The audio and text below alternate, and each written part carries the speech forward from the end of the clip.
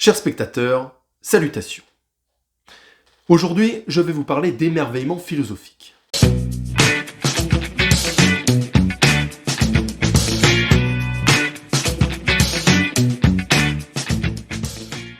Et pour parler de philosophie, il paraît pertinent de poser avant tout la question « Qu'est-ce donc la philosophie ?» Littéralement, il s'agirait de l'amour de la sagesse, c'est-à-dire aimer se poser des questions. Mais cela reste un concept très vague. Alors loin de tenter une périlleuse définition, j'ai souhaité aborder cette question d'un point de vue plus ontologique. Se demander ce qu'est la philosophie reviendrait alors à questionner son essence, à tenter d'identifier d'où et pourquoi émerge l'acte de philosopher. Dit simplement, dans quel but nous posons-nous des questions ? Une réponse traverse l'histoire de la philosophie disciplinaire, à savoir l'étonnement ou l'émerveillement. Ce serait un sentiment de stupéfaction qui serait à l'origine de notre questionnement. Mais restons cependant prudents. Cet étonnement peut revêtir deux visages. Le premier, celui d'un sentiment éphémère. Aristote le qualifie de remède à l'ignorance. Le second, celui d'un sentiment perpétuel, que Platon nomme le point de départ de la quête du savoir.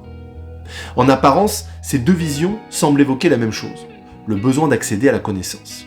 Cependant, nous allons le voir, ce sont les raisons pour lesquelles nous accédons à la connaissance qui divergent, et divergent avec elles le regard que nous portons sur le monde qui nous entoure.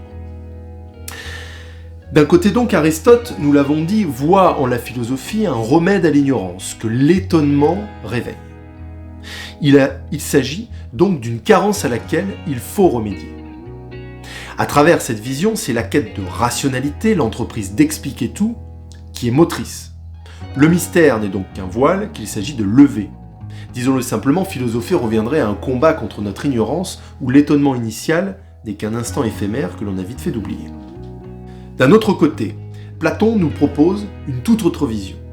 Nous l'avons dit, pour lui, l'étonnement serait le point de départ de la quête du savoir. Il utilise cependant un terme bien particulier pour qualifier ce commencement. C'est l'arché. À travers ce terme, il ne s'agit plus d'une simple origine comme chez Aristote. C'est une origine qui ne disparaît pas, qui persiste. L'étonnement, alors, porte et traverse la quête du savoir. Il ne se dissipe pas, il se renouvelle sans cesse. Philosopher devient alors une expérience du réel, une succession empirique et infinie d'étonnements et d'émerveillements. C'est l'expérience qui est le moteur de la vision de Platon. Nous commençons à le ressentir, les deux visions ne nous mènent absolument pas sur la même voie. La première nous convie à une lutte contre un état qui nous submerge, l'ignorance. La seconde nous invite à nous nourrir d'une expérience, le mystère. L'étonnement est un simple déclencheur initial dans le premier cas, un processus incessant dans le second. Notons cependant que c'est la vision d'Aristote qui paraît avoir pris l'ascendant sur celle de Platon au cours des derniers siècles. Loin de lui attribuer la paternité de la vision moderne, nous ne pouvons pas ne pas faire le lien entre hyper-rationalité et artificialisation contemporaine de l'étonnement. Je m'explique. L'expérience et l'imagination n'ont plus lieu d'être dans un monde où le « cela va de soi » triomphe. À vouloir tout expliquer, à rechercher l'anéantissement à tout prix de l'ignorance, c'est la surprise, l'étonnement initial lui-même qui finit par se dissiper. Le prévisible prend la place de l'inattendu, le savoir celle du mystère, la liberté celle du contraignant ordre des choses, et le cela va de soi celle du doute. Alors nos vies s'homogénéisent, nos besoins se standardisent, nos émotions s'artificialisent. Mais dans une société où le mystère n'a plus sa place, que peut-il bien rester de l'étonnement ? Eh bien étonnamment, il est toujours présent.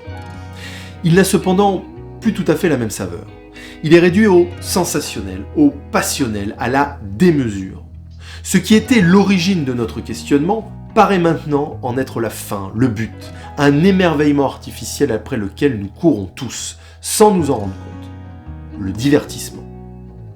Car ne s'agit-il pas de cela ? Une recherche incessante de besoins artificiels, préconçus pour nous satisfaire, pour nous divertir, ou tout simplement pour faire diversion.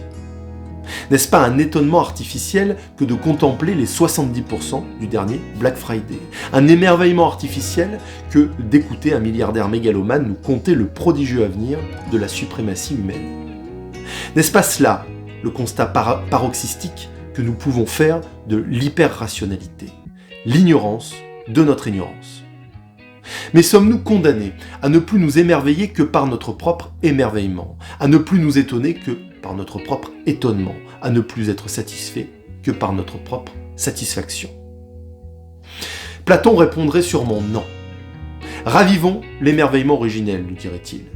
Maintenons-le, nourrissons-le par le mystère, la surprise, l'inattendu. Mais pour cela, il nous faut lâcher prise, faire le deuil du savoir absolu, de la maîtrise incessante, du confort de l'artificialisation. Il nous faut ouvrir les yeux et contempler le vrai, comme nous dit Sénèque, le monde tel qu'il se présente et non tel que nous le représentons. Finalement, c'est peut-être cela, la philosophie, ouvrir son esprit, recommencer éternellement l'expérience de l'émerveillement. S'émerveiller sans cesse de notre ignorance, car sans elle, il n'y aurait plus d'émerveillement.